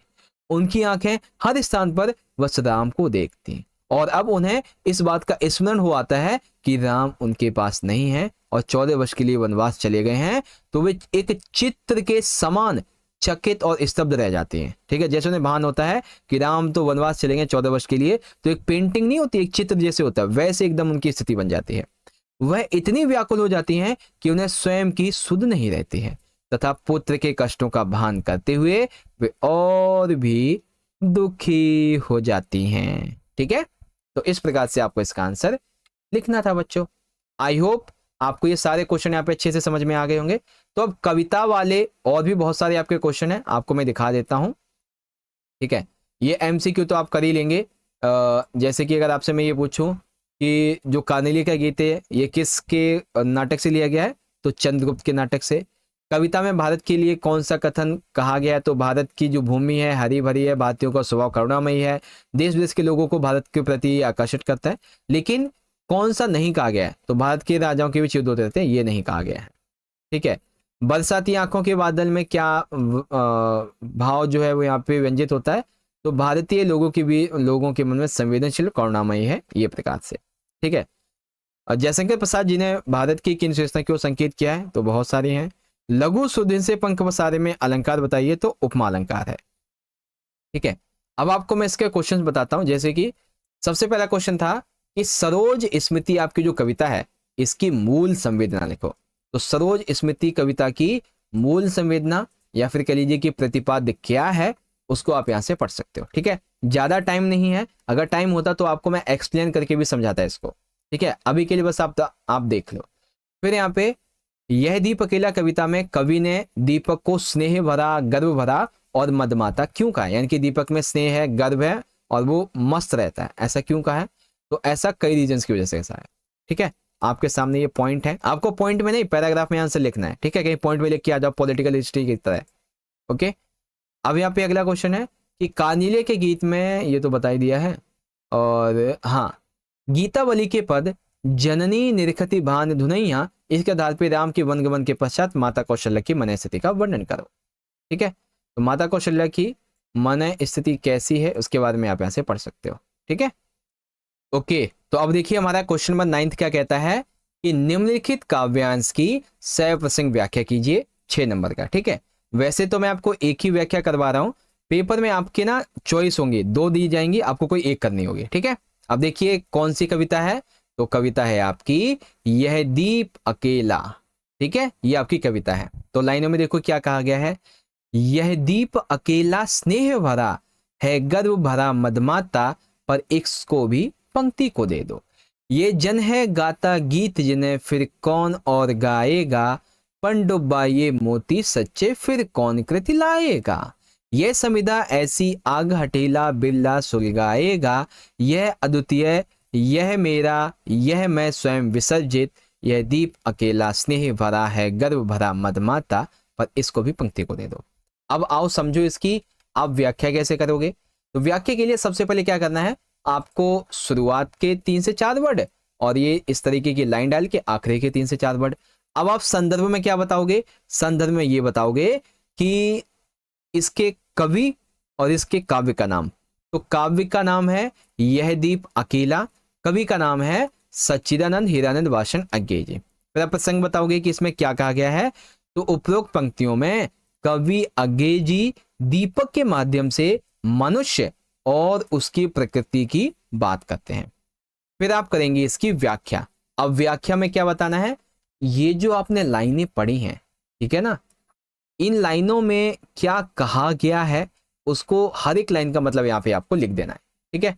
तो व्याख्या कैसे करनी है, देखो इसकी व्याख्या ऐसे होगी कि कवि अज्ञे जी कहते हैं कि यह जो दीपक है वो स्नेह, प्यार और अपनेपन से भरा हुआ है, लेकिन फिर भी वो अकेला है। अर्थात ये जो मनुष्य है इसमें गर्व, घमंड और अनेक शक्तियां भरी हुई हैं जिससे कि वह इठलाता और इतराता है। इसीलिए अनेक शक्तियां होते हुए भी वह अकेला, जैसे दीपक अकेला है, ठीक है। हमें इसे समाज में शामिल कर लेना चाहिए ताकि इसकी शक्तियों से राष्ट्र कल्याण हो सके। यह वो व्यक्ति है जो देश कल्याण के गीत गाता है। यदि इसे समाज में शामिल नहीं किया गया तो फिर ऐसे मधुर गीत गाएगा कौन। यह वो गोताखोर है जो भावनाएं रूपी समुद्र की अतल गहराई में जाकर सुंदर रचनाएं रूपी मोती खोज कर लाता है। फिर उन्हें कौन खोज कर लाएगा, यह वह यज्ञ की हवन सामग्री है। अर्थात ऐसी प्रज्वलित अग्नि कोई हठीला बहुतों में से एक बार ही सुलगा पाएगा, ठीक है। और भी एक आधे पॉइंट यहाँ पे दिए गए, आप यहाँ से पढ़ सकते हो। फिर बारी आती है इसके काव्यगत विशेषताओं की। तो काव्यगत विशेषताओं में आप बता देंगे भाषा शैली कैसी है, अलंकारों का, रसों का उपयोग अच्छा है, तत्सब प्रधान खड़ी बोली है, ऐसे क्या चित्रण है। तो कवि ने मनुष्य की व्यक्तिगत सत्ता को सामाजिक सत्ता में शामिल करने का संदेश दिया है। खड़ी बोली हिंदी का प्रयोग है, मुक्त छंद और प्रयोगवादी रचना है, रूपक तथा मानवीकरण अलंकार का उपयोग है, गाता गीत कौन कृति में अनुप्रास अलंकार आपका यहाँ पे आ जाता है, ठीक है। तो ये हो गई आपकी सह प्रसंग व्याख्या। अब जो हमारा अगला क्वेश्चन है, क्वेश्चन नंबर 10th, ये रहेगा आपके पठित पद्यांश यानी कि चैप्टर से संबंधित 5 नंबर के एमसीक्यू, ठीक है। अब ये आपका जो पैसेज लिया गया है एमसीक्यू वाला, ये लिया गया है आपके प्रेमधन की छाया स्मृति से। तो क्या कहा गया है, 16 वर्ष की अवस्था तक पहुंचते पहुंचते तो समवयस्क हिंदी प्रेमियों की मंडली, हिंदी प्रेमियों की एक अच्छी खासी मंडली मुझे मिल गई, जिनमें श्रीयत काशी प्रसाद जायसवाल, भगवान दास जी हालना, पंडित बद्रीनाथ गौड़, पंडित उमाशंकर द्विवेदी मुख्य थे। हिंदी के नए पुराने लेखकों की चर्चा बराबर इस मंडली में रहा करती थी। मैं भी अब उनको एक लेखक मानने लगा था। हम लोगों की बातचीत प्रायः लिखने पढ़ने की हिंदी में हुआ करती थी, जिनमें निसंदेह जो शब्द है ये ज्यादातर प्रयोग होता था। अब देखो, अब ये लिया गया है बच्चों प्रेमधन की छाया स्मृति से। तो प्रेमधन की छाया स्मृति आपका ये जो पाठ है उसकी विधा क्या है, यानी कि ये पाठ क्या कोई यात्रा वृतांत है, कोई डायरी लेखन है, संस्मरणात्मक निबंध है, या फिर कोई नाटक की विधा है।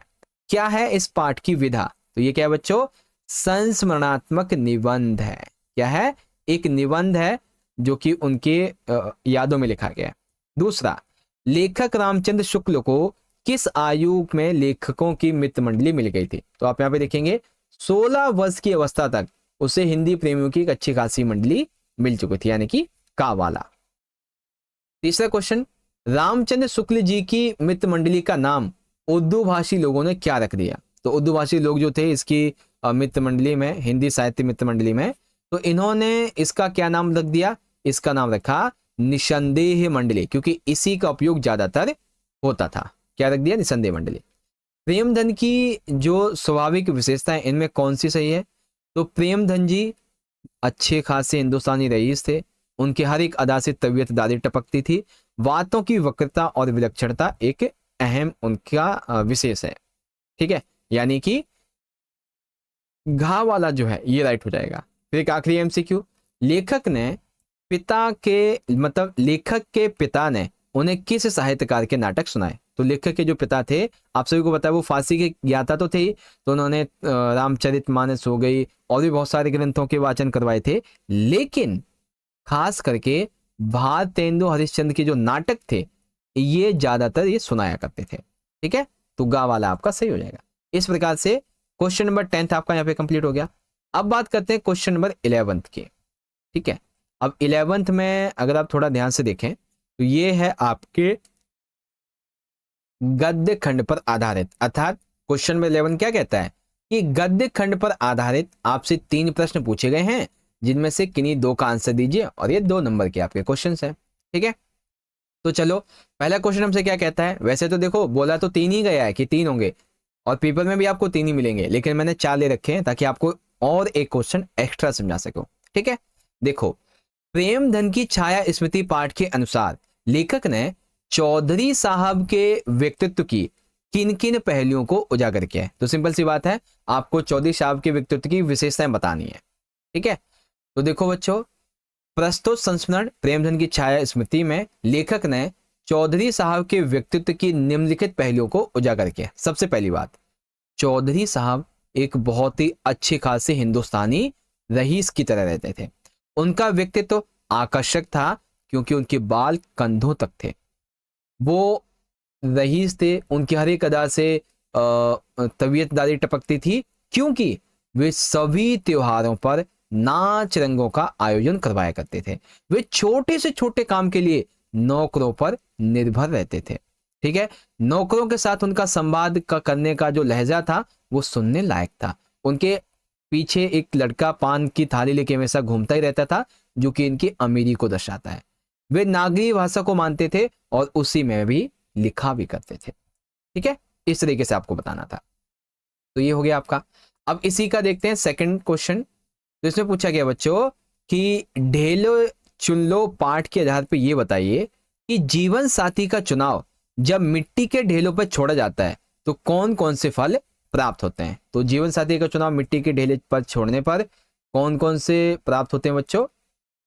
देखो यहाँ पे ढेले चुन लो पाठ में जिस विवाह रीति का वर्णन किया गया है वह अंधविश्वास का प्रतीक है, जिसमें मिट्टी के ढेलों के आधार पे वधु को चुना जाता है। दरअसल लड़की के सामने कई ढेले रखे जाते हैं, जैसे कि एक होता है वेदी का ढेला। अगर वेदी का ढेला उसने छुआ तो उसकी जो संतान है वो वैदिक पंडित होगी।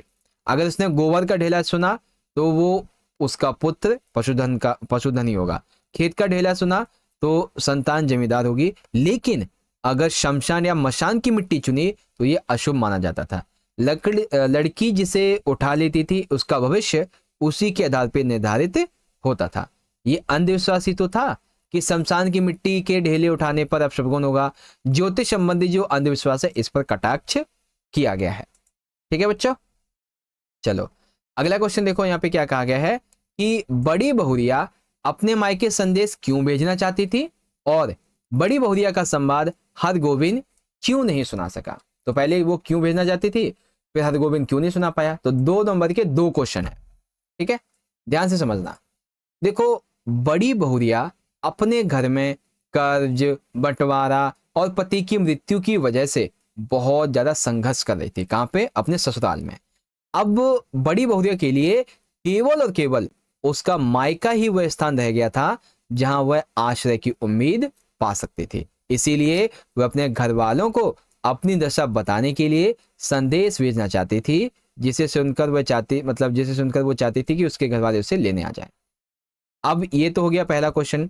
दूसरा आता है कि बड़ी बहुरिया गांव की लक्ष्मी थी।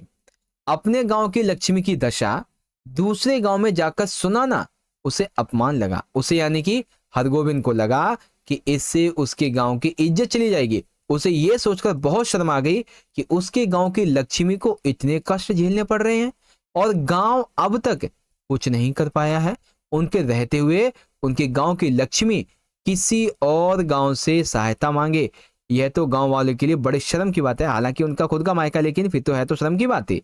अतः वह बड़ी बहुरिया का संवाद इसी वजह से नहीं सुना पाया। ठीक है, और वो वापस आ जाता है रास्ते से ही। ओके, तो ये आपका गा वाला हो गया। अब देखो एक जो हमारा अगला क्वेश्चन है ना, ऐसा क्वेश्चन बोर्ड के एग्जाम में ज्यादातर आता है, मिड टर्म में बहुत कम, लेकिन बोर्ड में तो आता ही है। क्वेश्चन क्या है, उसके पैर गांव की ओर बढ़ ही नहीं रहे थे। इसी पगडंडी से बहुरिया अपने मायके लौट आवेगी, गांव छोड़कर चली जावेगी, फिर कभी नहीं आवेगी। लेखक संवदिया और बड़ी बहुरिया के माध्यम से समाज के एक बड़े वर्ग का वर्णन करते हुए प्रतीत हो रहे हैं। इसे स्पष्ट करते हुए वर्तमान परिप्रेक्ष्य के साथ में संबंध स्थापित करो। अब इसको ध्यान से देखना। देखो, बड़ी बहुरिया ने अभी तक अपने दुखों के बारे में किसी को नहीं बताया था, लेकिन वह अपने मायके तक अपनी स्थिति के बारे में हरगोविंद को बताती है। तो बड़ी बहुरिया के कष्टों से हरगोविंद अत्यंत दुखी हो जाता है।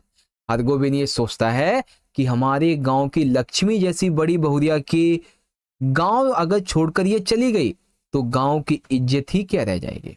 यह बात सोचकर वह व्याकुल हो रहा था। संवदिया और बड़ी बहुरिया के माध्यम से समाज के एक बड़े वर्ग के साथ में संबंध, वर्तमान में बुजुर्गों, असहाय लोगों के प्रति कर्तव्यबोध का अभाव, संवदिया जैसी संवेदनाएं आवश्यक होनी चाहिए, कुछ ये बताया गया है। ठीक है, तो इस प्रकार से आपको इन क्वेश्चंस के आंसर लिखने थे बच्चों। ठीक है, अब इसके अलावा अभी आपको मैं और भी क्वेश्चन बताऊंगा, लेकिन उससे पहले आपको एक सैप्रसंग व्याख्या बताता हूं। ठीक है, अब क्वेश्चन नंबर 12 में क्या करना है, आपको सैप्रसंग व्याख्या करनी है। अब देखो, गद्यांश मैंने छोटा ले रखा है, पिछली वीडियो में पूरी व्याख्या ही ले रखी थी, इसलिए इस बार मैंने गद्यांश छोटा ले रखा है। ठीक है, क्या कहा गया है, उसके बचने की आशा है क्योंकि वह लड्डू की पुकार जीवित वृक्ष के हरे पत्तों का मधुर मरमर था, मरे काठ की अलमारी की सिर दुखाने वाली खड़खड़ाहट नहीं।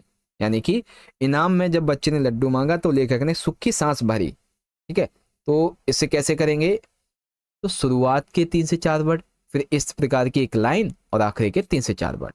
फिर यहाँ पे वही करना है, संदर्भ बता देना है। तो संदर्भ में लेखक और पाठ का नाम, तो पाठ का नाम, गद्य का नाम है बालक बच गया। ठीक है, और ये अवतरित है, मतलब लेखक है इसके पंडित चंद्रधर शर्मा गुलेरी जी। प्रसंग में क्या कहा गया है, तो इन पंक्तियों में लेखक ने शिक्षा को जबरदस्ती बच्चे पर थोपने की जो प्रवृत्ति है, इसकी तुलना सूखी लकड़ी से व लड्डू मांगने की स्वाभाविक तुलना से हरी लकड़ी से की है। अब व्याख्या देखो, प्रश्न ये तो छोटी व्याख्या है, आप इसको थोड़ा बड़ा चढ़ा के ऐसे लिख सकते हो कि प्रश्न उत्तरी के दौरान जब बालक सभी प्रश्नों के उत्तर रटे रटाए दे रहा था तो लेखक को लगा कि इसकी बालक की प्रवृत्तियों का गला घोटा गया है। ठीक है, लेकिन प्रश्न उत्तरी के पश्चात जब उसे इनाम में लड्डू मांगने को कहा गया तब उसने धीरे से बोला लड्डू। बालक के लड्डू मांगने पर लेखक ने राहत की सांस ली और ये पाया कि बच्चे में बचपन का स्वाभाविक अभी शेष है। उसके द्वारा लड्डू की मांग वास्तव में जीवित और हरे पेड़ के पत्तों की जीवंत ध्वनि के समान है, जो सभी को संगीत में लगती है, शांति और मधुरता का आभास देती है, जबकि बच्चे को कठिन से कठिन प्रश्नों का उत्तर रटवाना सूखी लकड़ी की कर्कश चरमराहट ध्वनि के समान है, जिसकी चौखट बना दी जाती है, खड़खड़ाहट कानों को चुभती है। ठीक है, और वो अलमारी जो है ना, उसका भी कॉन्सेप्ट यहाँ पे आ जाएगा, 1-2 सेंटेंस इस तरीके से। चलिए, अब इसकी हम बात करेंगे विशेष की। तो विशेष क्या क्या बच्चों, विशेष में आप पहले बताएंगे कि भाषा कैसी है। तो भाषा प्रभाव है, खड़ी बोली है, विषय अनुकूल भाषा है, शब्द भंडार तत्सम तद्भव शब्दों का अच्छा उपयोग है, शब्द शक्ति में शैली कैसी है, प्रभावमयी है, विचारात्मक है, संदेश क्या है, तो व्यंग्य किया गया, कुछ कुछ ऐसी बातें आप यहाँ पे और भी बता सकते हो। ठीक है, तो ये हो गया बच्चों आपका यहाँ पे सैप्रसंग व्याख्या कंप्लीट। अब देखो, इससे पहले आपको मैं क्वेश्चन नंबर 13 करवाना शुरू करूं, आपको पिछली वीडियो के कुछ क्वेश्चन दिखा देता हूं। ठीक है, जैसे ये कविता थी आपकी अगहन दिवस, यानी कि मलिक मोहम्मद जैसी की 12 मासा से संबंधित। तो ये देखो, मैंने व्याख्या बहुत बढ़िया तरीके से कर रखी है। ठीक है, फिर यहाँ पे जो है संवदिया के बारे में कुछ MCQ थे, ये मैंने आपको पिछली वीडियो में बता रखे हैं। क्वेश्चन देख लो आप, संवदिया की क्या विशेषताएं हैं और गांव के मन में संवदिया की क्या अवधारणा है। तो संवदिया की क्या विशेषताएं हैं बच्चों, ये देख सकते हैं आप यहाँ से। ठीक है, फिर गांव वालों के मन में क्या इसके लिए विचार है, वो भी यहाँ से पढ़ सकते हैं। ठीक है, उसके बाद ये तो मैंने आपको बता ही दिया है, लेखक के द्वारा घड़ी के पुर्जों के माध्यम से धर्म के रहस्य की व्याख्या किस प्रकार की गई है। तो लेखक के द्वारा घड़ी के पुर्जों के माध्यम से धर्म के रहस्य की व्याख्या इस प्रकार की गई है। ठीक है, उसके बाद ढीले चुन लो पाठ में समाज में व्याप्त अंधविश्वास, वर्तमान पर विश्वास, ये कुछ ऐसी बातें हैं। और फिर आपकी ये गद्यांश वाली सेप्शन व्याख्या आ जाती है, ये मैंने आपको पहले भी बता रखी है। ठीक है, इसके अलावा आपको मैं एक और पेपर था हमारा पहला वाला, उसके कुछ क्वेश्चन दिखा देता हूं ताकि आपकी उससे भी अच्छी तैयारी हो जाए। ठीक है,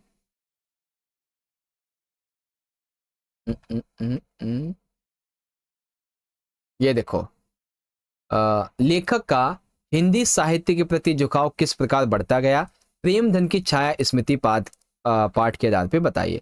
तो इसके कई रीजन थे। सबसे पहला रीजन तो ये था बच्चों कि उनके पिता फारसी के ज्ञाता और हिंदी प्रेमी थे, जो कि भारतेंद्र जी के बहुत सारे नाटक वगैरह का वाचन होता था, रामचरितमानस हो गए, रामचंद्रिका हो गई, इसका भी पाठन होता था। ठीक है, साथ ही क्या नाम है, लेखक जो था जिस पुस्तकालय में वो पढ़ता था, ठीक है, वहां पर 16 वर्ष की अवस्था में उसे एक हिंदी प्रेमियों की मंडली से उसका परिचय हुआ, और इसके पिता फारसी के ज्ञाता थे, हिंदी के प्रेमी थे, तो इस वजह से भी हुआ, और वाचन की वजह से और मित्र मंडली के परिचय की वजह से। ठीक है, इसके अलावा और भी क्वेश्चन है आपके। ढेले चुल्लो पाठ में अंधविश्वास बताओ, फणीश्वरनाथ रेणु की अध्याय संवध्या की मूल संवेदना, बालक की प्रवृत्तियों का गला घोटना अनुचित पाठ में आभास के निश्चित पर होता है, कुछ ऐसे ऐसे क्वेश्चन हैं। ठीक है, और ये सारे क्वेश्चन मैंने आपको पहले ही बता रखे हैं अच्छे तरीके से। ठीक है, अब ये आप देख सकते हैं जो संवदीय है उससे संबंधित आपका सेप्सिंग व्याख्या ली गई है, आप इसको चाहो तो पढ़ लो अगर आपने वीडियो नहीं देखी है। ठीक है, अब हम चलते हैं अपने अगले पेपर का जो हमारा अगला क्वेश्चन इसकी तरफ। ओके, तो चलिए बच्चों, अब हम डिस्कस करते हैं क्वेश्चन नंबर 13 को। ठीक है, ये केवल एक ही क्वेश्चन है जो कि आपकी अंतराल भाग 2 से लिया गया है। ठीक है, लेकिन कितने नंबर का है, 10 नंबर का। ठीक है, बेसिकली इसमें 5-5 नंबर के हैं तो 3 क्वेश्चन, लेकिन आपको किन्हीं 2 के आंसर करने हैं, और वो भी 100 शब्दों में। अब देखो, पहला जो क्वेश्चन है ना, ये बोर्ड एग्जाम 2023 में पहले आ चुका है, तो इस बात की संभावना है कि ऐसा क्वेश्चन पेपर में आ सकता है। देखो क्या कहा गया है, सूरदास कहाँ तो नैराश्य, ग्लानि, चिंता और क्षोभ के अपार जल में गोते खा रहा था। अर्थात जब उसकी झोपड़ी जल जाती है और वो साइड में बैठा हुआ बहुत ही चिंतित होता है, दुख में होता है। ठीक है, एक तरफ तो वो ऐसे था, लेकिन कहां वो ये चेतावनी सुनते ही ऐसा मालूम हुआ कि किसी ने उसका हाथ पकड़कर किनारे पर खड़ा कर दिया। यानी कि उसने कौन सी चेतावनी सुनी थी, उसने एक बात सुनी थी मिठुआ की कि क्या बोलते हैं, तुम खेल में क्यों रोते हो, खेल में हारना जीतना तो लगा ही रहता है, सच्चा खिलाड़ी तो वो है जो क्या नाम है, खेल में बिना हार या जीत के खेल को बस अंतर मन से खेले। ठीक है, तो नकारात्मक मानवीय पहलुओं पर अकेले सूरदास का व्यक्तित्व तो भारी पड़ गया। जीवन मूल्यों की दृष्टि में इस कथन पर विचार कीजिए। तो आओ बच्चों, बड़े ध्यान से देखेंगे, और इस क्वेश्चन का आंसर बहुत ही बड़ा आंसर है। देखो, सूरदास एक अंधा भिखारी था, वह लोगों के दान पर ही जीता था। उसकी संपत्ति में एक झोपड़ी, जमीन का छोटा सा टुकड़ा और जीवन भर जमा की गई पूंजी थी। एक अंधे भिखारी के पास में इतना धन होना लोगों के लिए हैरानी की बात हो सकती थी। अर्थात इस नकारात्मकता के साथ कि लोग उसके धन को देखकर उसकी कहीं बेइज्जती ना करने लगे, इसके लिए उसने अपने धन को गुप्त रखा। झोपड़ी के साथ पूंजी के जल जाने से अब वह उसकी कोई अभिलाषा पूरी नहीं हो सकती थी। उसके लिए ये फूस की राख नहीं, जो झोपड़ी जली वो उनके लिए फूस की राख नहीं बल्कि उनकी अभिलाषाओं की राख है। लेकिन फिर भी वह सब कुछ दोबारा शुरू करने को तैयार हो गए। अब इससे क्या क्या पता चलता है, इससे उनके अंदर हार ना मानने की प्रवृत्ति पता चलती है, पुनः परिश्रम और निर्णय लेने की प्रवृत्ति पता चलती है, सहृदय एवं परोपकारी है ऐसी पता चलती है, और आशावादी उनका दृष्टिकोण है, ये बातें पता चलती हैं। ठीक है, अब इन्हीं को आपको 1-2 सेंटेंस में लिखना है, ज्यादा बड़ा नहीं लिखना है। ओके, चलिए अगला क्वेश्चन देखते हैं बच्चों कि बिस्कोहर की माटी कथा में, कथा जो है इसके केंद्र में क्या है, गांव के लोग प्रकृति के बहुत निकट हैं, कथन को पूरा करें, बिस्कोहर की माटी पाठ के आधार पर स्पष्ट करें। तो हमें बताना है कि बिस्कोहर की माटी कथा जो है इसके केंद्र में क्या है, और गांव में जो लोग होते हैं बिस्कोहर के गांव में वो प्रकृति के बहुत निकट है, इसको बताना है। ठीक है, तो आओ बताते अच्छे तरीके से। देखो, सबसे पहले तो ये जो बिस्कोर की माटी पाठ है, इसमें जो केंद्र में है ना, इस पूरी की पूरी कथा के केंद्र में वो है लेखक का गांव जो कि है बिस्कोहर। और रही बात पात्र की, तो एक ही पात्र है और वो है विश्वनाथ जो कि स्वयं लेखक है। ठीक है। गर्मी, वर्षा, शरद ऋतु में गांव में होने वाली परेशानियों का वर्णन भी लेखक ने किया है। पूरी रचना में लेखक ने अपने अनुभव और देखे गए प्राकृतिक सौंदर्य को प्रस्तुत किया है। अब गांव में लोग प्रकृति के बहुत निकट हैं। कैसे? लेखक के अनुसार फूल केवल गंध ही नहीं देते बल्कि दवा भी करते हैं, क्योंकि गांव में कई रोगों का इलाज फूलों के द्वारा किया जाता है। फूलों की गंध से सांप, महामारी, देवी, चुड़ैल आदि का जो संबंध है ये जोड़ा जाता है। गुड़हल के फूल को देवी का फूल मानते हैं। बेर के फूल को सूंघने से बर्रे ततैये का डंक झड़ता है। आम के फूल से कई रोगों का उपचार में काम आता है। नीम के पत्ते और फूल से चेचक के जो रोगी होते हैं इनके समीप रखे जाते हैं। ठीक है। और भी इसके अलावा आप बता सकते हैं कि जब गांव में बरसात होती है तो उस समय माहौल कैसा होता है। ठीक है। सूखा पड़ता है तो कैसा माहौल होता है। तो लोग गांव में प्रकृति के निकट कैसे हैं, इसके बारे में एक दो पॉइंट और लिख सकते हो। ठीक है। चलो, एक आखिरी क्वेश्चन है बच्चों हमारा कि बिस्कोहर की माटी पाठ जो है ये किस शैली में लिखा गया है। इसमें लेखक ने बिस्कोहर से जुड़ी किन किन स्मृतियों को पाठ में पहुंचाने की कोशिश की है। तो आओ बच्चों समझते अच्छे तरीके से। अरे कहां चला गया? देखो, बिस्कोहर की माटी पाठ जो है ये कैसी शैली में है बच्चों? आत्मकथात्मक शैली में, यानी कि एक आत्मकथा शैली में। इस पाठ में लेखक ने अपने जीवन में माँ, गांव और आसपास के प्राकृतिक परिवेश का वर्णन करते हुए ग्रामीण जीवन शैली, लोक कथाओं, लोक मान्यताओं का वर्णन किया है। पूरी कथा के केंद्र में बिस्कोहर यानी लेखक का गांव और पात्र यानी कि विश्वनाथ लेखक स्वयं है। बिस्कोहर का जीवन पूर्णतः प्रकृति पर निर्भर है। शरद और वर्षा ऋतु की विविध दृश्यों एवं उनके साथ ग्रामीण के संघर्षों का अंकन, अनेक प्रकार के फूल, फल, सब्जियां, विविध प्रकार के वनस्पतियों के साथ पलता हुआ जीवन यहाँ पे है। ठीक है। इस प्रकार से आपको इसका आंसर लिखना था बच्चों।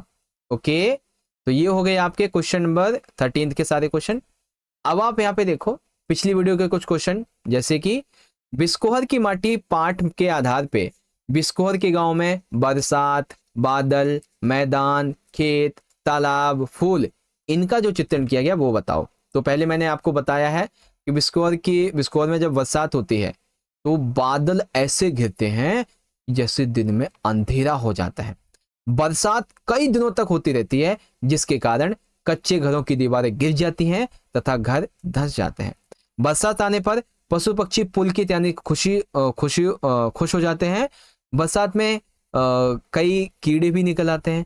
उमस के कारण मछलियां मरने लगती हैं। पहली बारिश में दांत, खाज, खुजली, फोड़ा फुंसी ठीक हो जाते हैं। मैदान, खेत, तालाब, फिर सांपों की विशेषता आ जाती है। ठीक है। फिर यहाँ पे जो कमल फूल है इसकी और कई प्रकार के फूलों की विशेषता आ जाती है। ठीक है। फिर भैरव ने सूरदास की झोपड़ी क्यों जलाई? कोई दो महत्वपूर्ण कारण बताओ।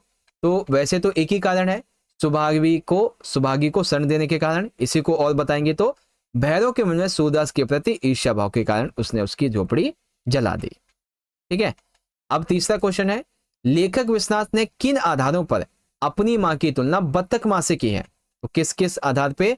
तो खतरों से बचाना इस आधार पे की है, सतर्कता और कोमलता से देखरेख इस आधार पे, और आने वाले खतरे को भांपना इस आधार पे भी की है। ठीक है। एक आखिरी हमारा सैंपल पेपर था बच्चों, जो कि आप यहाँ पे देख सकते हैं। आखिरी क्या, पहला वाला था कि तो हम 100 लाख बार बनाएंगे। इस कथन के संदर्भ में सूरदास के चरित्र की विवेचना करो। तो इसके माध्यम से सूरदास के चरित्र की क्या विवेचना होती है?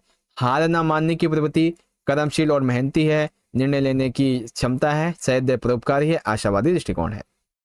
फिर यहाँ पे अगला क्वेश्चन था बच्चों हमारा कि बिस्कोहर की माटी पाठ के आधार पे प्रकृति, नारी और सौंदर्य संबंधी जो लेखक की मान्यता है वो यहाँ पे बताओ, और फूल की विशेषता लिखो। तो देखो मैंने आपको बता रखा है लेखक की प्रकृति, नारी, सौंदर्य संबंधी मान्यताएं कई सारी हैं, तो आप इसको यहाँ से पढ़ सकते हैं। मैंने आपको पिछले सैंपल पेपर में इसे अच्छे से समझा रखा है। ठीक है।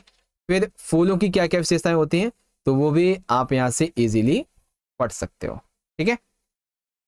अब एक आखिरी क्वेश्चन यहाँ पे, बहुत ही छोटा, वैसे ही 5 नंबर का है नहीं, लेकिन आपको पता होना चाहिए कि गर्मियों में लू से बचने के लिए क्या क्या उपाय किए जा सकते हैं, बिस्कुट की माटी के पाठ के आधार पे बताइए। तो दरअसल देखो, गर्मियों की दोपहर में जो लेखक होता था वो घर से चुपचाप बाहर निकल जाता था। जब आप भी छोटे होंगे तो आप भी गर्मियों की दोपहर में चुपचाप घर से बाहर निकल जाते होंगे। तो लू से बचने के लिए हमारी माताएं हमारी धोती या कमीज में गांठ लगाकर प्याज बांध देती हैं। लू लग अगर इसके बाद भी लू लग जाती है तो लू लगने पर कच्चे आम का पन्ना पिया जाता था। कच्चे आम का पन्ना मतलब कच्चा आम जो पहले उसे भून लिया गया, फिर उसको जो है भूनने के बाद में क्या बोलते हैं, उसको छील के उसका शरबत बना लिया जाता था गुड़ या फिर चीनी डाल के। इससे बेसिकली देह पे लेप भी लगाया जाता था, नहाया भी जाता था और सिर भी इससे धोया जा सकता था, ऐसे करके है। ठीक है, तो इस प्रकार से मैंने आपको बहुत अच्छे से आपका ये जो सैंपल पेपर था पूरा अच्छे से समझा दिया। ओके, तो फाइनली प्यारे बच्चों, इस तरह से आप सभी ने मेरे साथ मिलके आज के इस 1 घंटे के महा एपिसोड के अंदर क्लास 12th का आपका हिंदी इलेक्टिव यानी हिंदी ऐच्छिक का आज आपका जो मिड टर्म का एग्जाम होने वाला है, इसके लिए तीसरा और सबसे important sample paper with solution यहां पे अच्छे से समझ लिया है। ठीक है, और हमारा जो तीसरा पेपर है वो यहाँ पे पूरा हो जाता है। अब आप सभी बच्चे एक बार ईमानदारी से, सारे के सारे बच्चे कमेंट करेंगे। ठीक है, सभी बच्चों की मैं राय जानना चाहता हूं, सभी बच्चे कमेंट करना कि इस पेपर के अंदर जो हमने क्वेश्चन आपको समझाए हैं, ठीक है, ये सारे के सारे क्वेश्चन जो कि इंपॉर्टेंट थे, सिलेक्टेड थे, रिपीटेड थे, क्या इससे आपके एग्जाम में प्रिपरेशन में आपकी हेल्प हुई है अच्छे से या नहीं? क्योंकि देखो हमने तो भाई अपनी तरफ से पूरी जान लगा दी आपके लिए, आपकी तैयारी करवाने में। ठीक है, सैंपल क्वेश्चन पेपर से। ठीक है, बाकी 12th क्लास के अभी आपके बाकी के जो ऑल सब्जेक्ट्स बचे हुए हैं इनकी तैयारी हिंदी से भी बहुत बड़ी हम आपकी करवाएंगे, क्योंकि थोड़ा टाइम कम मिला हमें हिंदी के लिए, दैट्स वाई, है ना। तो और भी अच्छी तैयारी करवा देंगे। बस आपने करना क्या है बच्चों, आपने हमारे चैनल से जुड़ जाना है। ठीक है, जिसके लिए आपको चैनल को सब्सक्राइब करना है, बेल नोटिफिकेशन को ऑल पे सेट करना है ऐसी और भी वीडियोस को पाने के लिए। ठीक है, कमेंट बॉक्स में जरूर फीडबैक बताना और मिलेंगे हम आपसे जब आपका पेपर हो जाएगा तो उसी पेपर के सॉल्यूशन वाली वीडियो के साथ में। ओके प्यारे बच्चों, तो चलो अगेन आप सभी प्यारे प्यारे बच्चों को आपके आज के मिड टर्म के एग्जाम के लिए wish you all the very best. अच्छे से एग्जाम कीजिएगा प्यारे बच्चों। चलिए मिलेंगे नेक्स्ट वीडियो में। धन्यवाद। जय हिंद, जय भारत, वंदे मातरम।